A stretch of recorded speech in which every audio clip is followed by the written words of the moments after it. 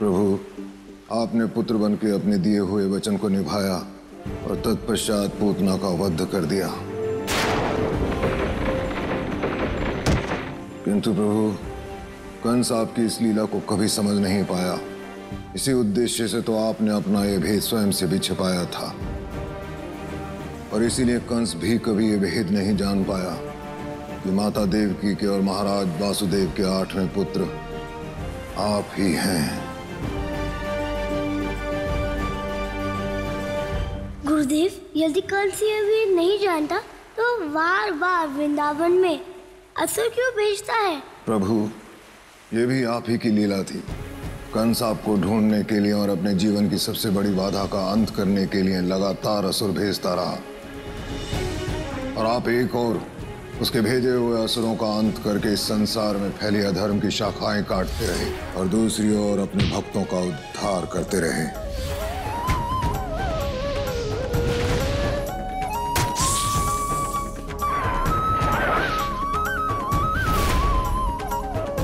प्रभु, अघासुर, बकासुर, सटकासुर और श्रीधर और वृंदावन आने वाले सभी ऐसे असुर पूर्व जन्मों में आपके किसी न किसी रूप में भक्त थे, और आपने पूर्व जन्म में उन्हें वरदान दिया था कि कृष्ण अवतार में उनका उद्धार आपके द्वारा ही होगा। और यही कारण था प्रभु कि आपको कंस का अंत करने के लिए अब तक प्रतीक्षा करनी पड़ी, क्योंकि कंस का अंत करने से पूर्व आपको अपने भक्तों का उद्धार करना था। गुरुदेव, आप सच्चे अर्थों में मेरे मार्गदर्शक हैं, और आज आपने सिद्ध कर दिया कि ईश्वर से बड़ा गुरु का स्थान होता है, क्योंकि यदि गुरु ना हो तो ईश्वर भी अपने सत्य से अनजान रह सकते हैं। प्रभु, यही तो आपकी महानता है कि आप अपनी लीला द्वारा अपने भक्तों का महत्व स्थापित करते हैं। अन्यथा सत्य तो यह है कि आपके प्रकाश के समक्ष हम तो जुगनू के समान भी नहीं हैं। अब मुझे क्या करना है वो मुझे समझ में आ गया है। अब वो समय आ गया है जब मैं कंस का अंत कर उसके कारागार से अपने मैया बाबा को मुक्त करूंगा। प्रभु, जब आप निर्णय कर लें तो इस संसार में भला कौन उसे टाल सकता है। किंतु प्रभु, कंस का अंत करने से पूर्व आपको उन सभी विद्याओं, उन 64 कलाओं को ग्रहण करना होगा जिनकी आपको इस धर्म युद्ध में आवश्यकता पड़ने वाली है, जिनके द्वारा आप कंस की आसुरी शक्तियों का अंत कर सकते हैं। ये आप क्या कह रहे हैं गुरुदेव? मेरे माता पिता कंस के कारागार में हैं। मुझे सर्वप्रथम उनको उसके कारागार से मुक्त करना होगा। मैं पुत्र के रूप में आपके परम उद्देश्य को समझता हूँ प्रभु, परंतु आपके माता पिता ने इस संसार से समस्त आसुरी शक्तियों का अंत का जो व्रत लिया है, कंस के समूल नाश के लिए इतने वर्षों तक जो कष्ट सहे हैं, उनके त्याग और तपस्या का फल तभी मिलेगा जब आप 64 कलाओं की शिक्षा प्राप्त करेंगे। क्योंकि माता देवकी और महाराज वसुदेव उस कृष्ण की प्रतीक्षा कर रहे हैं जो अपने आप में संपूर्ण हो, जो संसार में पूर्ण धर्म की स्थापना करने में सक्षम हो, जो केवल उनके पुत्र ही नहीं अपितु परमावतार श्री कृष्ण हो।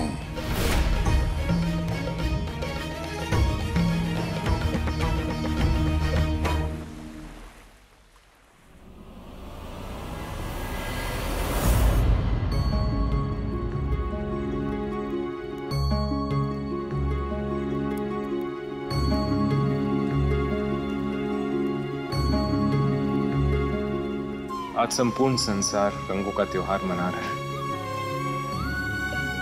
और वर्षों बाद तुम्हारे मुख पे प्रसन्नता देख मैं भी हर्षित हो गया हूं देवकी। तुम्हारी ये प्रसन्नता देखकर कंस की एक काल कोठरी भी लज्जित हो गई। इस प्रसन्नता का रहस्य क्या है देवकी? महाराज, न जाने क्यों मुझे ऐसा लग रहा है कि आज सच्चे अर्थों में मैं मां बनी हूं। ये तुम क्या कह रही हो देवी? महाराज, ये सत्य केवल आप और मैं जानते हैं कि कान्हा हमारा लल्ला है, किंतु कान्हा ये बात नहीं जानता। मैं कुछ समझा नहीं देवकी। महाराज, आज मुझे ऐसी अनुभूति हो रही है जैसे कान्हा ने मन ही मन मुझे मां कहा। उसके मन में अपने माता पिता के लिए प्रेम का उदय हुआ। एक अभागन माँ की वर्षों की तपस्या को फल मिला हो, मेरी मुरझाई ममता को नवजीवन मिल गया हो।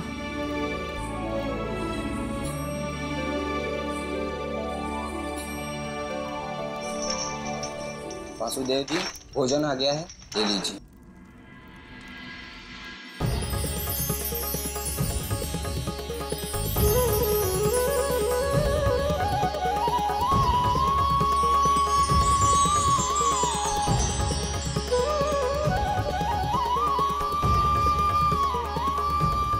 मैया, मैया।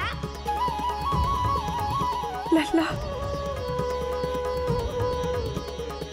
तुझे पता चल ही गया कि तेरी मैया तुझे देखने के लिए कब से व्याकुल है। महाराज, महाराज, ये देखिए।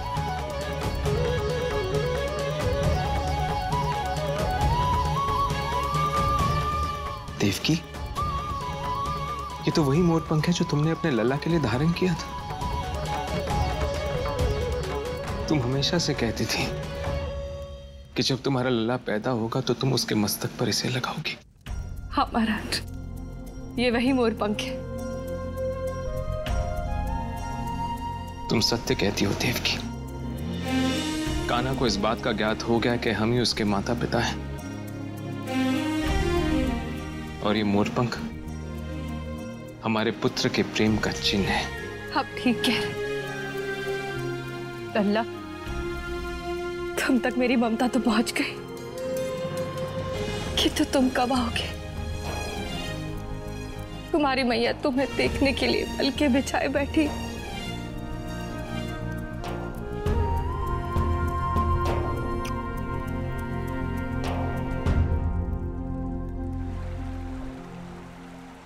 तुम्हारा लल्ला आ रहा है मैया, तुम्हारे जीवन से सारे उदासियां मिटाने, तुम्हारे जीवन में ममता और वात्सल्य का रंग भरने तुम्हारा लल्ला आ रहा है मैया।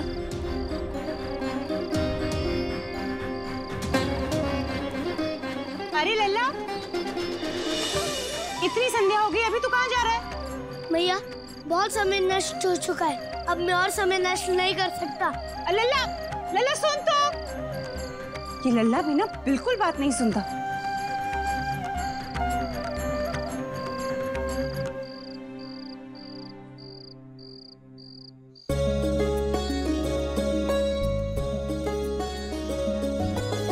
ब्रज के बाल गोपाल कन्हैया, ब्रज के बाल गोपाल कन्हैया, आए रंगने अपनी मैया। ब्रज के बाल गोपाल कन्हैया, नंद के लाल गुलाल उड़ावे, मथुरा में आ फाग मनावे। जन्म दिया जिस माँ ने प्रभु को, प्रथम बार मिले हैं प्रभु उनको। जिस जननी की गोद न खेले, होली में रंग उन संग खेले।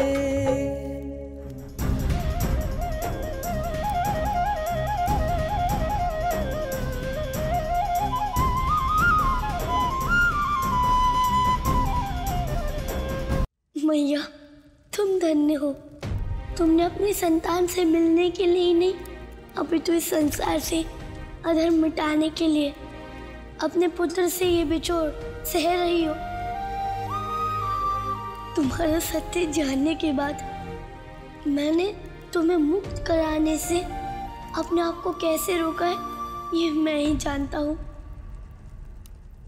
किंतु अब तुम चिंता मत करो मैया, यदि तुम मेरी मैया तो मैं भी तुम्हारा लल्ला हूँ। मैं तुम्हारी तपस्या को तोड़ूंगा नहीं। अब मैं तुम्हारे सामने तभी आऊँगा जब मैं कान्हा से कृष्ण बन जाऊँगा। ये एक पुत्र का अपनी माता से वचन है मैया।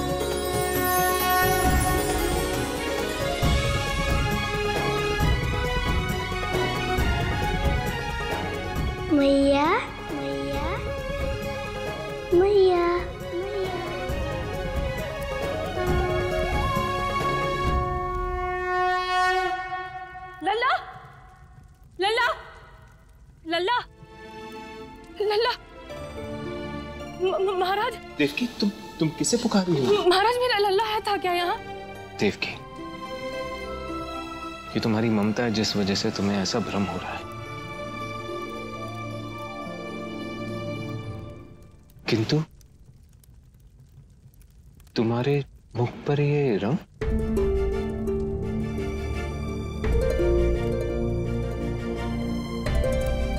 देखा महाराज, ये मेरा भ्रम नहीं था। मेरा लल्ला सचमुच यहाँ आया था और इस उत्सव के रंग में वो अपनी मैया को रंग कर चला गया। लल्ला, तूने तो अपनी मैया को रंग दिया, किंतु मेरी ममता का आंचल अब भी सूखा है। तो मेरे साथ कौन सा खेल खेल रही है लल्ला? कहाँ चला गया तू? लल्ला, लल्ला। देवकी, तुम ही कहती थी ना कि तुम हमारे लल्ला से तभी मिलोगी जब वो कंस का अंत करने आएगा। इसलिए हमारा लल्ला हमसे मिले बिना ही चला गया।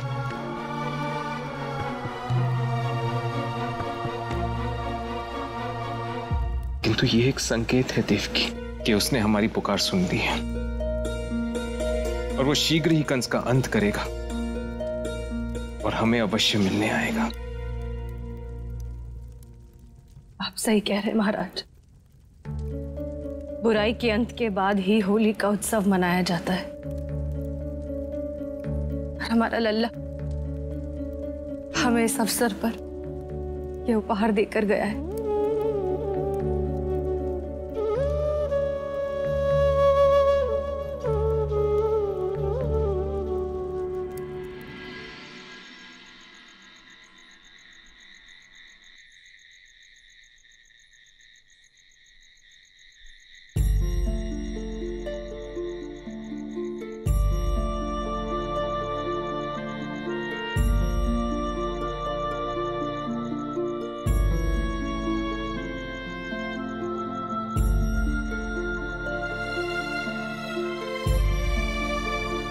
बाबा, आप यहाँ एकांत में क्या सोच रहे हैं? कुछ नहीं खाना।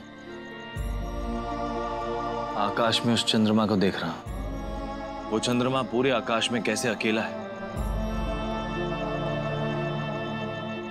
बाबा, चंद्रमा अकेले कहाँ है?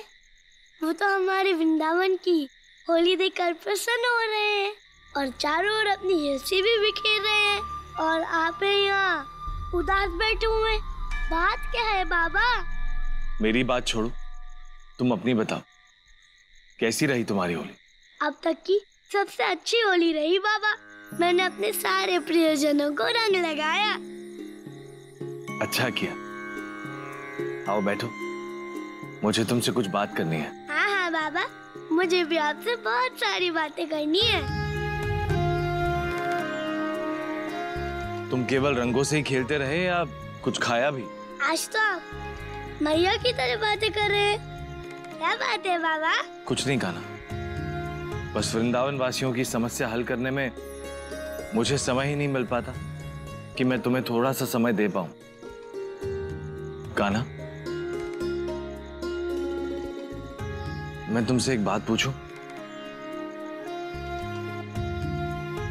मैं तुम्हें सबके सामने डांटता हूं, तुम्हें बुरा तो नहीं लगता ना? बुरा तो तब लगता जब आप मेरी भूलों पे भी मुझे नहीं डांटते। मैया बाबा की डांट तो आशीर्वाद होती है। हाँ, परंतु बड़ों को भी समझना चाहिए ना कि छोटों को क्या चाहिए, क्योंकि ये बचपन लौटकर नहीं आता।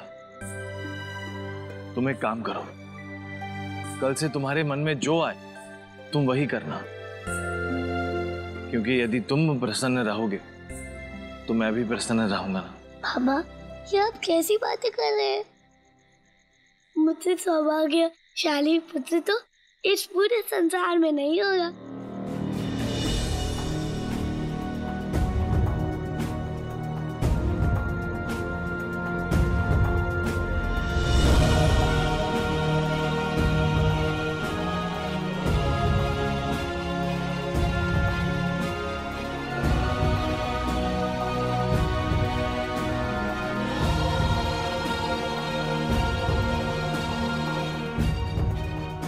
ये लो, पिता और पुत्र बाहर बैठे हैं और मैया भीतर। मैं कब से आप दोनों को भीतर ढूंढ रही हूँ। मैया, कभी कभी पिता पुत्र को भी बातें कर लेनी चाहिए। अच्छा, लगता है होली का रंग अभी तुझ पर से उतरा नहीं है। एक तो न जाने कहां से घूम के आ रहा है, ऊपर से बड़ी बड़ी बातें बना रहा है। चल भीतर चल। अब मुझे अपने मैया की बात तो मानी होगी ना। कान्हा, मुझे पता है कि तुम कहां गए थे। तुम अपनी माता देवकी के पास गए थे, मैं सब जानता हूं। और तुम तो भगवान विष्णु के अवतार हो, संसार में कितनी लीलाएं करते हो। सौभाग्य तुम्हारा नहीं लल्ला, ये सौभाग्य तो मेरा है जो मैंने साक्षात भगवान विष्णु को अपने पुत्र के रूप में पाया है।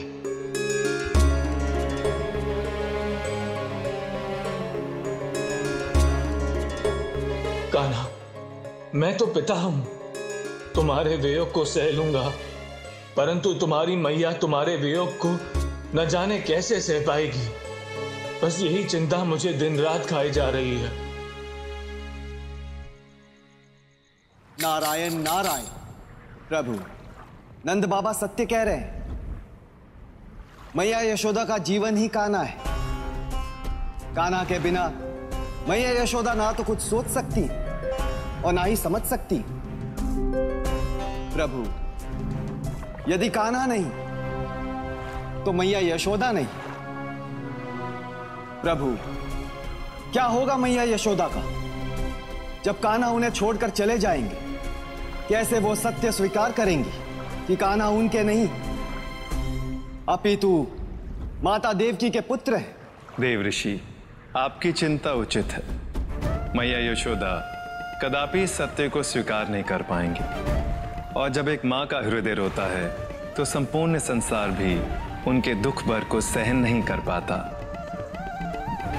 अब नंदलाल किस प्रकार अपनी मैया यशोदा के दुख को संभालेंगे, ये तो आने वाला समय ही बताएगा देव ऋषि।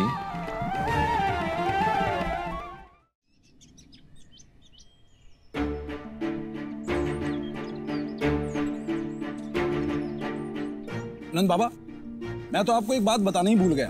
बरसाना में एक बहुत बड़ा मेला लगा हुआ पशुओं का, और बहुत ही सुंदर सुंदर पशु आए हैं। अभी कुछ दिन और चलेगा। मैं तो ये कहता हूँ कि हम भी बरसाना चलते हैं और कुछ सुंदर सी गैया ले आते हैं। अब आपको तो पता ही है आजकल गैयों का मूल्य कितना बढ़ गया है। दामोदर, तुम चले जाओ, मेरी वहां जाने की इच्छा नहीं है। इच्छा नहीं है? आप मन तो बनाइए नंद बाबा, इच्छा अपने आप हो जाएगी।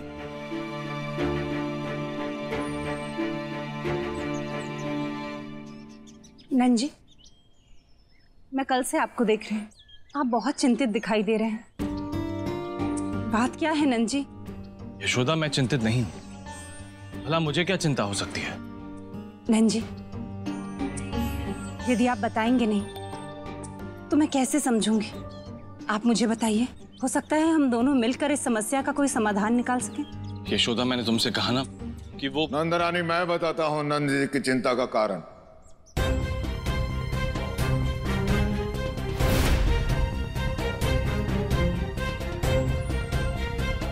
गुरुदेव,